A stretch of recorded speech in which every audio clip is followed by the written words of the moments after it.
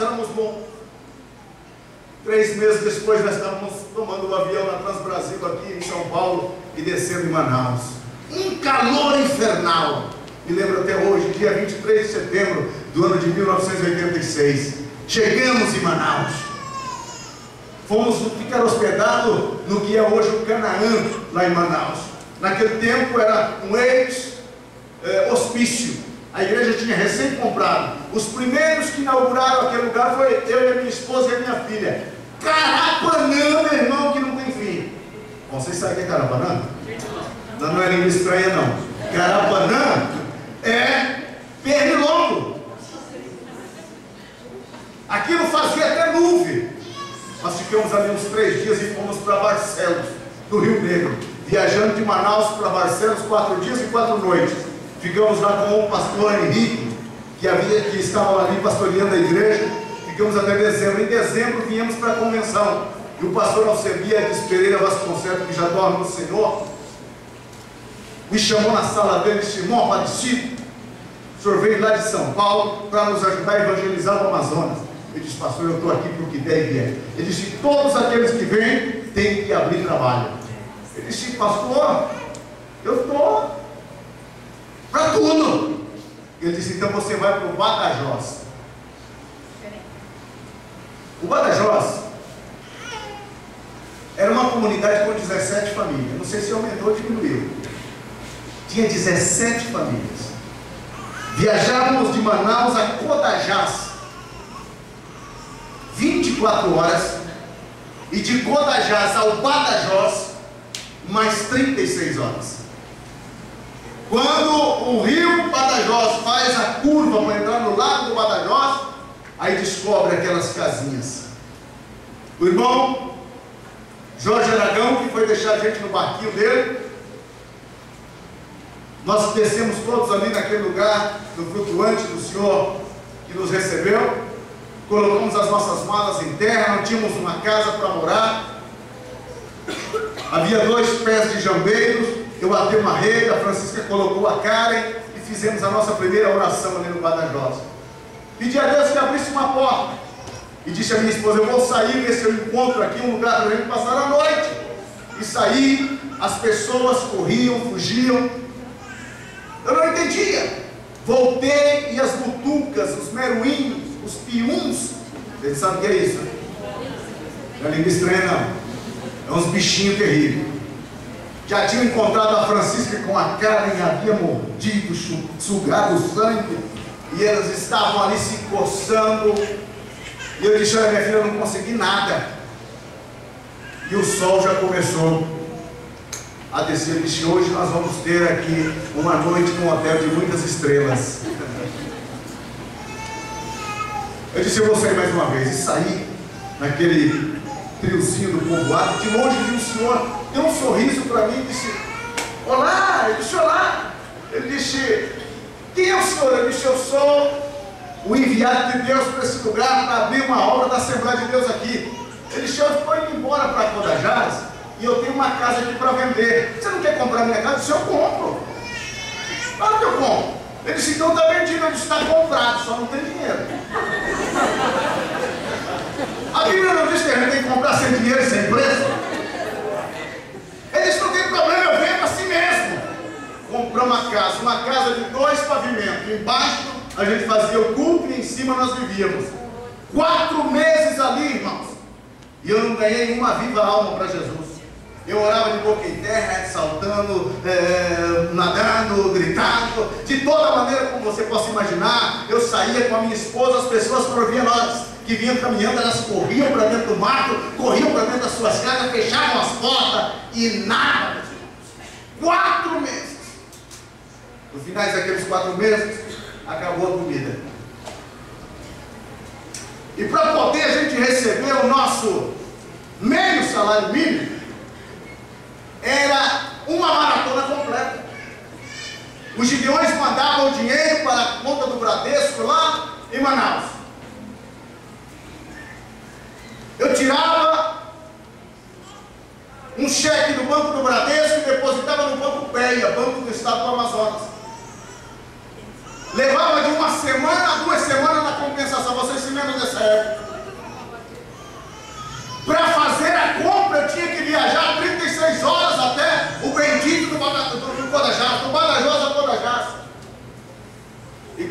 acabou tudo. A minha esposa disse, olha, acabou. E a menina mamava.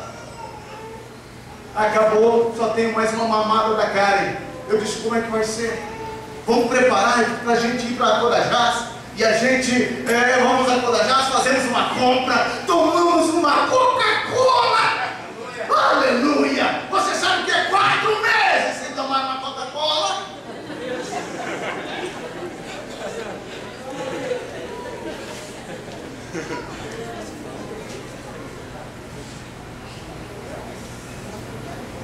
Ela preparou a mala e esperamos passar o barco. Barco lá para passar é uma tribulação. Umas 3 da madrugada escutamos o barulho. Disse, lá vem a bênção. Às 6 ele encostou no porto, eu disse lá, me apresentei, era o senhor José Bananeiro. Ele vivia comprando bananas ali em volta do lago, ia descendo para Codajás. Falei, senhor José, eu preciso ir para Codajás, tenho que levar a minha esposa, tenho que fazer uma compra, o senhor não me dá uma passagem, uma carona no barco?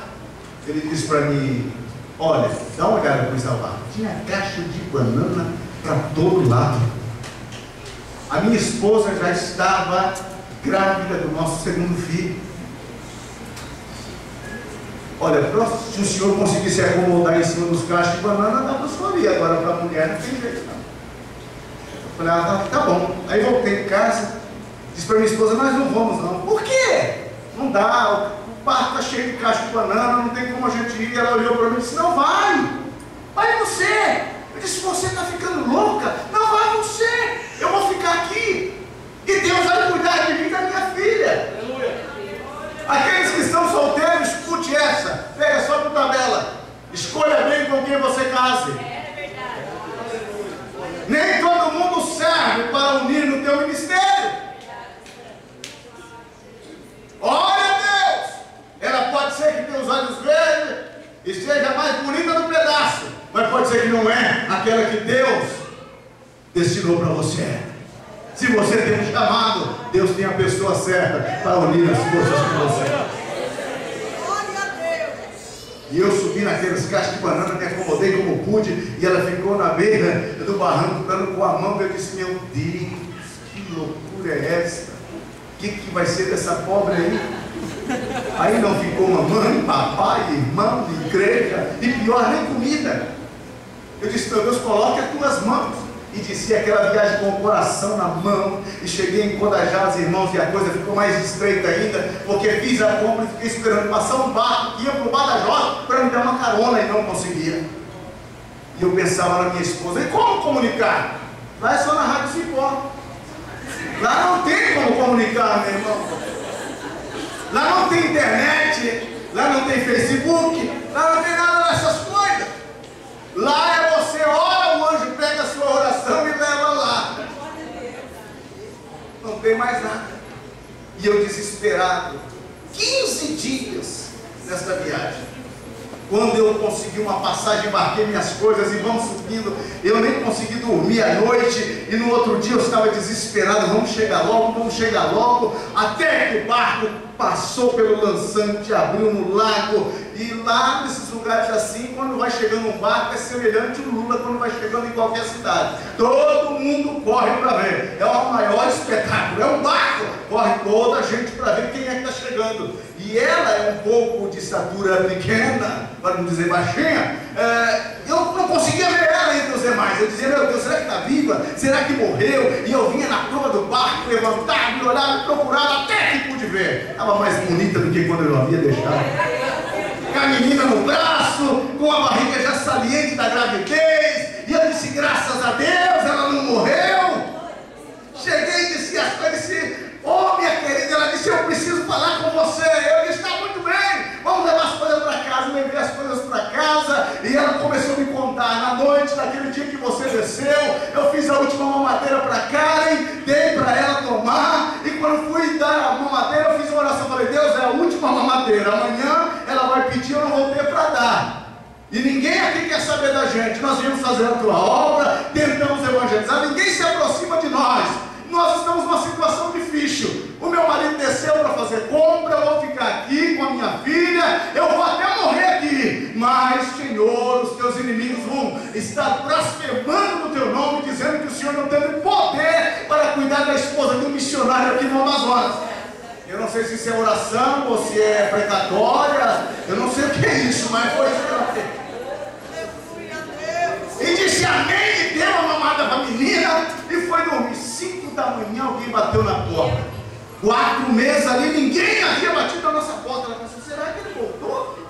Abriu a janela lá em cima, tinha uma senhora vestindo uma bermudinha esfarrapada, com as 2 mãos para trás, olhando para um lado e para o outro, querendo correr. Ela desceu as escadas, abriu a porta, disse, bom dia!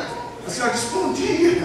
A minha esposa disse, pois não, no que eu posso te ajudar? Ela disse, não, eu estava deitada às 3 da madrugada, uma voz gritou na minha cabeça, vai lá na casa do pastor! Vai lá na casa do pastor! E eu não consegui mais dormir. Eu fui fazer um café para o meu esposo, a esposa dela chama Riso. Eu fui fazer um café para o Riso, saí para cortar madeira, e eu não consegui mais nada. E aquela voz dizendo, vai na casa do pastor, vai na casa do pastor, vai na casa do pastor. Aí eu não posso vir aqui. Aí eu descobri porque ninguém queria saber de nós. 4 meses ninguém conversava conosco. Ele disse, não, eu não posso vir aqui. O padre esteve aqui antes de vocês chegarem e disse que nós não deveríamos conversar com vocês porque o marido da senhora come criança.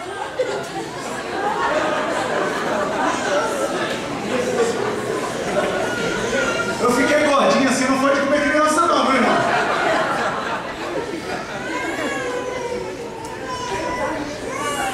Ela disse, mas a voz foi tão forte, eu não pude deixar de vir. E quando eu estava saindo, eu não sabia nem o que eu vinha fazer aqui.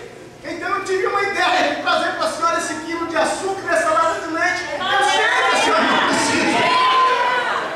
A minha esposa se lançou no pescoço dela falando em língua e disse, que é isso? É bênção, eu orei ontem e Deus mandou hoje. Ao Deus que cuida do seu povo. Damos um aplauso para ele nessa noite.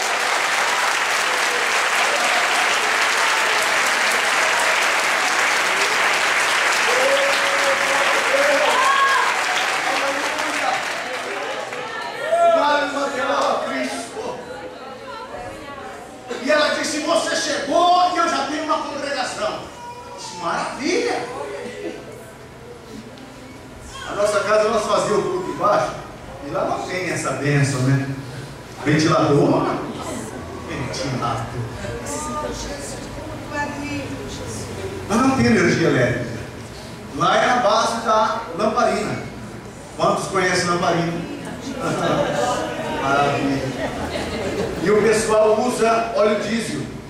E de manhã, quando você levanta, o seu nariz parece escapamento de ferro.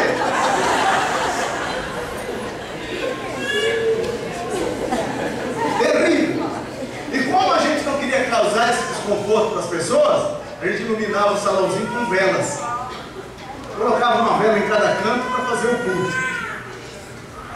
Quando chegou a tarde, começamos a iluminar o salãozinho e começou a chegar a congregação da minha esposa. Eram uns meninozinhos barrigudinhos, cheios que doía. 5 meninozinhos daquele, um maiorzinho assim por nome de Franklin. E chegaram e... Dona Francisca, nós podemos assistir a missa? Eles podem dizer, pode, entra você. Peladinhos, sujinhos, sentados lá. E ela tinha ensinado para eles um corinho desse, sou um soldadinho de Jesus. E eles cantavam aquilo como se fosse a coisa mais gostosa do mundo. Era como se estivesse comendo uma macarronada com frango assado. Chegou o senhor Sebastião, olhou para mim com uma bermudinha daquelas daquela que já tinha passado uns 80 carnavais. Olhou para mim e disse, olha, eu queria assistir a missa, mas eu posso entrar assim sem camisa? Entra! Pronto, senhor. Chegou a esposa com uma camiseta, sabe aquelas camisetas que os políticos dão? Os políticos de lá são os iguais daqui, meus irmãos. Não muda em nada. Aquela camiseta que já tinha tido umas 4 eleições. Toda perfurada, parece que foi usada como bandeira de paz no Iraque. Porque aquelas camisetas, vocês se lembram delas, né? Quando você pegava uma chuva, elas Ou então ela torcia, né? Frente e verso. Toda desajeitada, descalça, vestido também uma bermudinha daquela bem ralezinha, e disse: posso entrar para assistir a missa? Pode, senhora, entra, senta. Ela entrou, sentou e começamos o culto. Ah, quando esses meninos cantavam Somos Soldadinhos de Jesus, parece que os céus marchavam. Eita, coisa boa! Ali, meu irmão, não havia instrumento. Ah, se houvesse um conjunto como esse. Ah, se houvesse um violão com uma corda só. Ali não havia nada disso. E no meio daquela música, o Frank levantava as mãos e dizia: Papai do céu, obrigado por ter mandado o pastor para mostrar a gente o caminho do céu. E eu comecei a lembrar, meus irmãos, do nosso estado, das nossas igrejas, dos nossos irmãos, que muitas vezes deixam de vir a um culto simplesmente porque não tem um vestido novo. E dizem: ah, eu já fui com esse ontem. Eles não têm nem sapato para calçar. Muitos deles, com 40 anos, nunca calçaram uma sandália sequer. Mas o que me enchia o coração, eu dizia: Deus, eu te louvo, porque quando o Senhor estiver arrebatando a igreja de Marília, a igreja de Limeira, o Senhor vai também estar arrebatando esses amazonenses aqui no meio dessa selva, no meio desses capós. Ali a igreja, meus irmãos, foi fundada. Eu já disse ontem das ofertas, a gente não tirava oferta, de jeito nenhum. Deus abriu as portas de uma forma extraordinária naquele lugar. No outro dia que eu cheguei, chegou o Franklin, com um cipózinho, 4 traíras e um pacote de farinha d'água debaixo do braço. Você sabe o que é farinha d'água? Aquela farinha de mandioca brava. Coloca ela para apodrecer e depois molha aqui, torra e faz a farinha. É uma iguaria. Chegou e disse: Dona Francisca, o que a mamãe mandou? Daquele dia em diante, em casa, peixe e farinha nunca mais faltou. A gente tinha peixe com farinha todos os dias. Ah, maravilha! Quantos gostam de peixe? De segunda a sábado?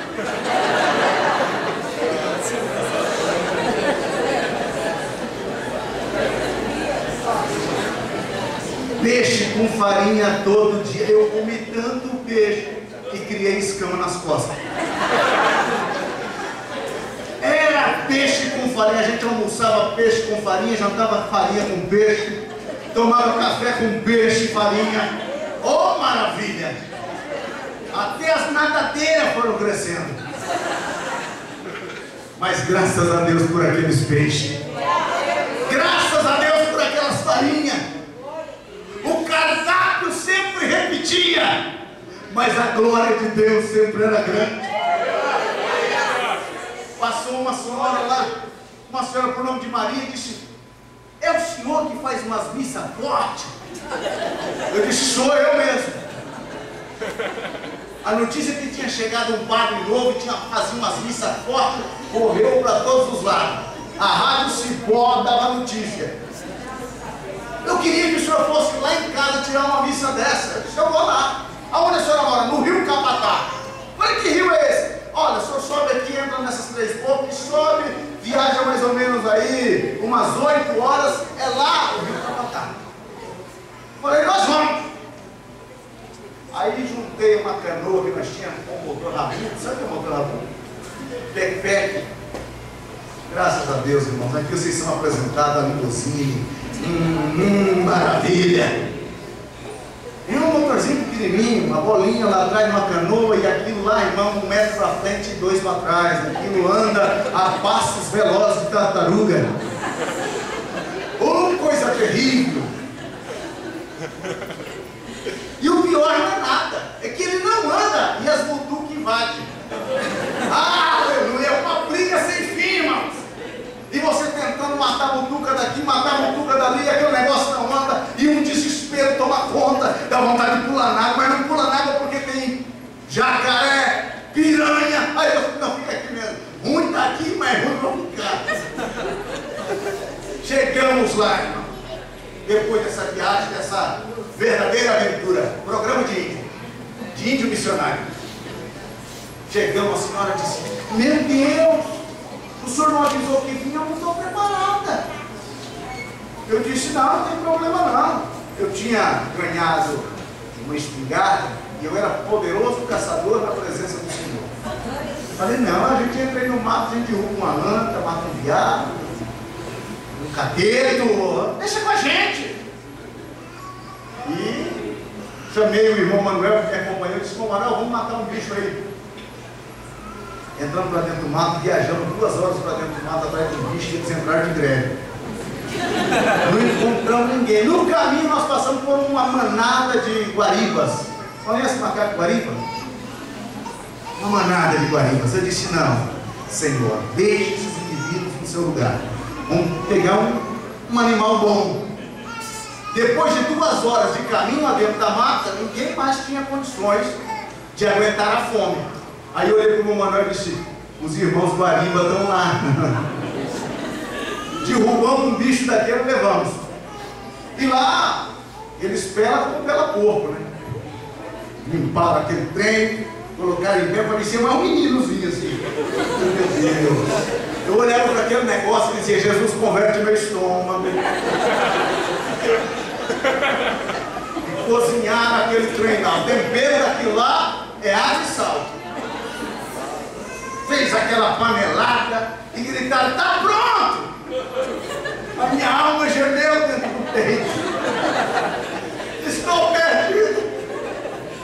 E eles colocam o caldeirão de comida no centro da cozinha assim, e todos sentam em volta, né? Quem tem prato, come no prato. Quem não tem, come na pá do remo, come na folha de umbim, ou de qualquer maneira tem que comer.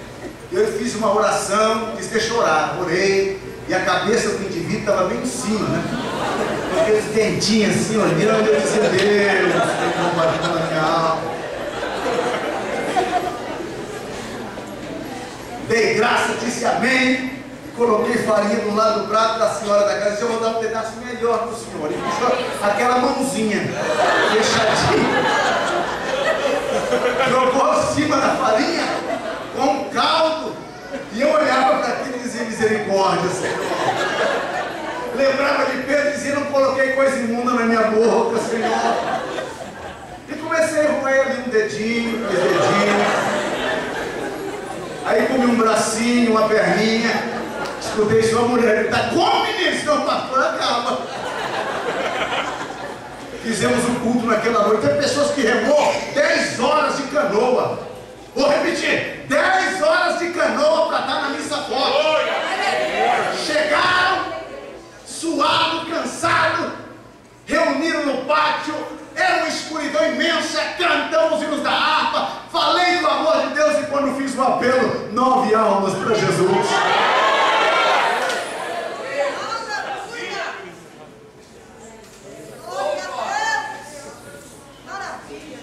Chamaram a gente para ir fazer uma missa forte também lá na Três Bocas. Três Bocas era um lugar onde havia a influência de 3 rios. E o culto ia ser no flutuante da casa do Senhor. E ele convidou as pessoas: vai dar um pastor aí, ele é diferente, vocês vêm preparados, porque ele faz umas orações fortes. Pode ser que acontece alguma coisa. Eu vi alguém caindo, alguém se puxando. Teve alguns que saiu até espuma pelo canto da boca.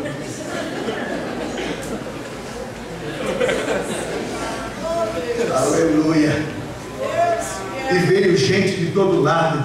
E o flutuante é uma casa que tem umas boias. O nome da madeira que eles usam é assacu. Umas boias grandes assim, que colocam por baixo, levanta a casa e fica no rio. E tem uma capacidade de quilograma. E veio muita gente e a casinha começou a afundar. E eu fui levantando a calça e fui dobrando, e a água foi subindo até o joelho. Mas na hora do apelo, irmão, aquelas 7 almas no meio daquelas águas joelhadas, não tem palavras para descrever. Lá ficou um ponto de pregação. Fomos num lugar chamado Vila do São Francisco. Um velhinho, bem velhinho, teve um sonho que chegava um homem com um livrão da capa preta, e que daquele livrão saía raios que entravam na vida deles e enchia eles de felicidade.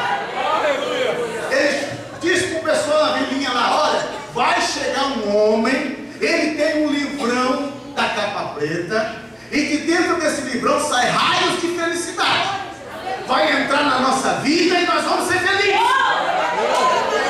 O povo dizia, esse velhinho está cagado. Aí um dia eu disse para minha esposa, vamos fazer um culto lá? Vamos. Quantas horas? 12 horas de viagem. Falei, vamos lá. Entramos na loja, nós já tinha um motorzinho, estava prosperando. Um motorzinho de centro, um barquinho de 8 metros. E nós fomos para lá. Quando o barquinho encostou, o velhinho estava na beira. Que eu subi para amarrar a proa do barquinho, ele deu um pulo para cima e gritou, ele chegou! E saiu gritando para todos na casa, ele chegou, vem ver, eu falei para vocês que ele ia vir, ele chegou! E veio, meus irmãos, uma grande quantidade de pessoas, todos olhando para mim. Aí eu desci, carregando a Bíblia e a água, e disse, olha lá o livrão da capa preta que eu falei para vocês. Meus irmãos, eu não precisei nem convidar as pessoas para o culto. O velhinho foi o anunciante, e ele olhou para mim e disse, não, eu já sei que o senhor vai falar de felicidade, pode falar. Cantamos o hino da harpa, falei do amor de Jesus, e sabe o que, meus irmãos? Mais de 12 pessoas entregaram a vida para Jesus ali. Esta é a obra missionária, irmão, aonde muita gente não vai, mas Deus chama um homem e uma mulher para que ele vá lá, E uma vez eu estava numa luta tão grande, e eu disse, Deus, por que eu estou passando por isso? E Deus me mostrou e me disse, aqueles que vão nos lugares mais difíceis, eles passam por provas maiores, mas ser constante e perseverante, porque eu ainda não terminei contigo na terra. Então, meu irmão, se Deus chamar você para a obra de Deus, não temas, Ele é Deus, Ele cuida, Ele prepara, Ele abre porta, Ele faz milagre, para Ele não há nada impossível, Ele é Deus.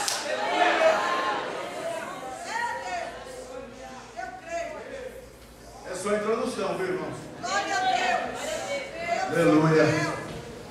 Ficamos 11 meses naquele dia de Badajoz. No final dos 11 meses eu desci para a convenção no ano de 87. O pastor Alceu disse, olha, temos tipo notícias. Eu falei, mas quem mandou essas notícias? São notícias espirituais. Temos notícia do Badajoz, mas eu preciso de você em outro lugar. Eu disse, olha, pastor, eu estou na mão de Deus e à disposição de vocês. Se eu mandar para a China, eu vou. Ele disse, não é tão longe assim não. Você vai para o estirão do Equador. Cara, quando eu disse a palavra estirão do Equador, chegou a encher a boca, né? Falei, é pássaro bom isso.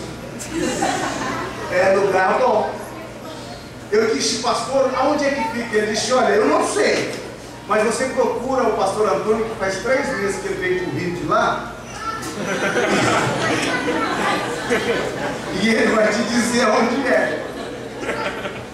E eu saí do gabinete do pastor Alcebiades, e o pastor Antônio cruzando, eu disse, irmão Antônio, o pastor Alcebiades disse que eu vou para o Chirão do Equador. Ele olhou para mim e disse, misericórdia. Eu disse, não, mas o que é isso, rapaz? Deus é conosco. Ele disse, só se for com você, porque comigo ele não foi. Eu disse, mas aonde fica? Ele disse, você pega um barco aqui em Manaus, viaja 8 dias e 8 noites até Tabatinga, na fronteira do Brasil com a Colômbia. Lá você pega outro barco, viaja mais 4 dias e 4 noites pelo rio Javari, até a fronteira do Brasil com o Peru, lá aonde o Judas perdeu as botas. Lá é o estirão do Equador. E nós fomos para lá. E lá nesse estirão do Equador nós ficamos 5 anos. Uma comunidade com 482 pessoas. Chegamos lá, era uma igreja feita de madeira, o cupim tinha comido até a altura de janela, e ela estava meio tortinha assim para cair. Tinha 5 crentes. 2 deles estavam louquinhos, que dissessem, não vai vir mais pastor, porque tinha uma caixa de som, e eles queriam vender para comprar cachaça. E ali nós fomos assumir a obra de Deus naquele lugar. Com 3 meses éramos 30. E Deus começou a fazer uma obra grande no estirão do Equador. A obra missionária conta com a bênção de Deus. A obra missionária conta com a bênção de Deus. Meus irmãos, eu me lembro uma feita que eu ia levando umas telhas para cobrir um templo lá no estilão do Equador. Nós construímos uma igreja de alvenaria lá, coisa que parecia impossível, mas Deus gosta dessas coisas impossíveis. Eu comprei umas telhas em Letícia, na Colômbia, e fui levando de canoa. E eu tinha recebido uma caixa de um irmão aqui da cidade de Arapongas, no Paraná. O presbítero mandou uma caixa, eu não sabia nem o que tinha dentro. E nós começamos a viajar de volta para o estilão do Equador. Era 4 dias e 4 noites para chegar na casa. E de repente o rio começa a encher. E a viagem de 4 dias e 4 noites agora foi para 7 dias e 7 noites. Chuva e chuva e chuva. Conseguimos encostar numa casa, uma casinha coberta de palha, o piso de baixinhupa. E lá dentro uma criança chorava incomodada. Eu cheguei, bati palma, saiu uma menina, despida, de aproximadamente, eu calculei que ela tinha uns 8 anos, e ela me disse que tinha 13. Desnutrida, triste. Eu disse, tem como a gente cozinhar alguns peixes para a gente comer? Ela disse, tem, acendeu o fogareiro, a gente cozinhou uns peixes. E ela ali toda desconfiada, na situação em que estava. Eu disse, meu Deus, o que é isso? Eu disse, lembrei da caixa. Falei, vou abrir aquela caixa, vou ver o que tem dentro dela. E quando eu abri aquela caixa, mas tinha tantos vestidinhos. Sabe esses vestidinhos de crente? De crente. Eu tirei aqueles vestidinhos e falei, mas é Deus. Coloquei 8 vestidinhos daquele no braço e subi e disse, olha minha filha, isso aqui é para você. Ela começou a chorar desesperadamente. Ela disse, mas eu nunca vesti um desses. Não é vista, é para você. Ela vestiu um e ela começou a olhar para mim e dizer, o que é que o senhor faz? E aí eu comecei a contar para ela a história de Jesus, o que Jesus faz, o que Jesus é. E ela chorava, e ela disse, e como é que a gente faz para ser desse Jesus? Eu disse, você precisa aceitar ele como Salvador. Ela entregou a vida para Jesus. E eu disse, por que o seu irmãozinho não para de chorar? Ela disse, é porque ele está acostumado a tomar um chibé. Sabe o que é chibé? Não sabe, né, meu irmão? É água com farinha pura. Ele está acostumado a tomar água com a farinha e açúcar, e acabou o açúcar faz 3 dias, e só a farinha com água ele não quer. E a barriga do meninozinho na rede era desse tamanho, inchado. Trouxe para ela leite, dei para ela açúcar, ela fez, deu para o menino, ele não parou de chorar, porque para quem está com fome, basta comer que passa, né? Ela olhou para mim e disse, o senhor não vem aqui falar desse Jesus para o meu pai? O senhor não vem aqui falar desse... O meu pai, quando ele mata um pirarucu é um peixe grande, porque lá eles matam aquele peixe e vendem para poder comprar as outras coisas para os barqueiros que passam na beira do rio. O senhor não vem? Eu disse, minha filha, quem sabe um dia eu venho. Ela disse, meu pai vende o pirarucu, compra pinga, pede, bate na mamãe, espanca. Ela disse, está vendo essa minha perna? Ela tinha uma perna atrofiada. Eu disse, o que foi isso? Foi meu pai que me jogou daqui de cima do tablado, quando eu estava ainda pequenininha, ele estava bêbado e me jogou e eu quebrei a perna, e como não tem médico, lá sara pela natureza. E eu disse, minha filha, um dia eu passo aqui para falar de Jesus. E fui embora. Passou-se, meus irmãos, aproximadamente 2 anos. Um dia eu vim de Tabatinga para o estilão novamente. Lembrei da menina, disse, vamos encostar lá. Encostei lá, cheguei, encontrei o pai da menina, encontrei a mãe da menina, e a menina quando me viu disse, é ele, pai, é ele que esteve aqui, falando que Jesus ama a gente, e que me ensinou, eu cantar, eu era um cego pecador, mas Jesus por mim morreu.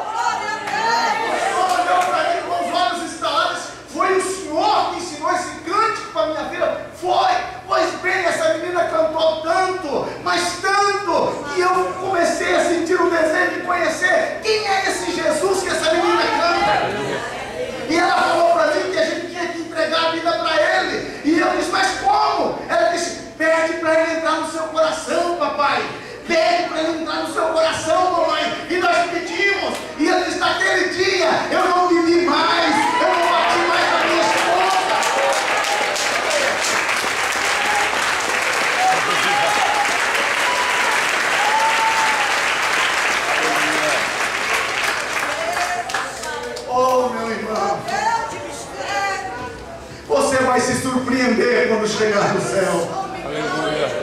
Você vai se surpreender quando chegar lá.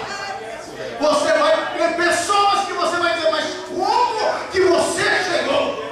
E aqueles que você pensava que ia encontrar lá, você vai se assustar, porque quando for procurar por eles, eles vão dizer, aqui ele não chegou. Meu querido irmão, vou terminar. Vou contar só mais isso aqui, vou terminar. Nós estávamos mais ou menos já entrando por o 5º ano no estirão do Equador. Deus nos tinha abençoado muito naquele lugar. E um dia de manhã, eu estava no meu quartinho de oração, um quartinho quente para valer. Eu estava lá orando para o meu menino, tá? Agora com 5 anos, o Leonardo. Entrou dentro do quarto, me puxou pela camisa e disse, papai, eu quero falar com o senhor. Eu disse, meu filho, o papai está orando, espera lá fora. Quando o papai terminar de orar, ele vem falar contigo. Terminei de orar, e vou saindo, lá está o menino. Pois não, meu filho. Disse, olha, papai, hoje eu levantei com uma saudade tão grande de comer pão. Eu olhei para ele e disse, agora estreitou. Eu descia para Tabatinga, era 4 dias e 4 noites para fazer uma compra. Eu descia para Tabatinga de 3 em 3 vezes, 4 em 4 vezes. E quando eu descia, eu comprava um saco de fibra assim, cheio de pães, e levava. Mas o problema é que quando eu chegava, os irmãos da igreja diziam, o pastor chegou. E cada família amazonense, no mínimo é 14, 15 filhos. Eles vinham tudo no culto. Era o culto mais avivado do que o culto de Santa Ceia. O pastor chegou, depois do culto nós vamos para a casa dele. Então não tinha saco de pão que aguentasse, irmão. Porque crente é uma bênção, né, irmão? Mas come uma barbaridade. E não era época de eu descer. E quando acabava o pão, porque o pão não aguentava muito. O nosso café da manhã era banana patacom, ou banana peruana, uma banana grande assim, frita com café preto. Francisco cortava aquele negócio lá em rodas, explicava aquilo, olha, aquilo é um café de muitas estrelas. Você toma um café daquele e você vê estrelas voando. Uma maravilha. Quando você toma um café daquele com bananas fritas, meia hora depois você está que nem um dragão soltando fogo pela boca. Uma azia miserável.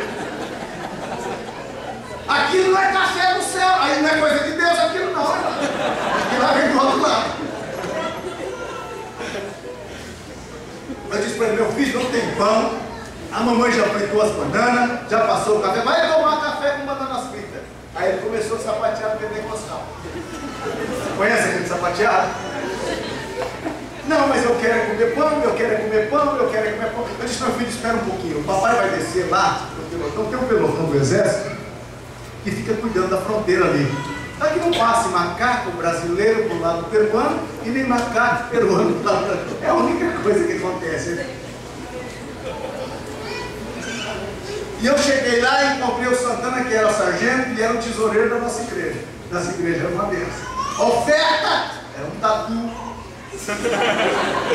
Um quarto de paca, um quarto de anta, um queixada, um pirarucu, um tambaqui. Era oferta de dízimo. Dinheiro é que nem perna de cobra. Ninguém mesmo. Se colocasse uma nota de 50 dessa daí na carteira, essa onça aí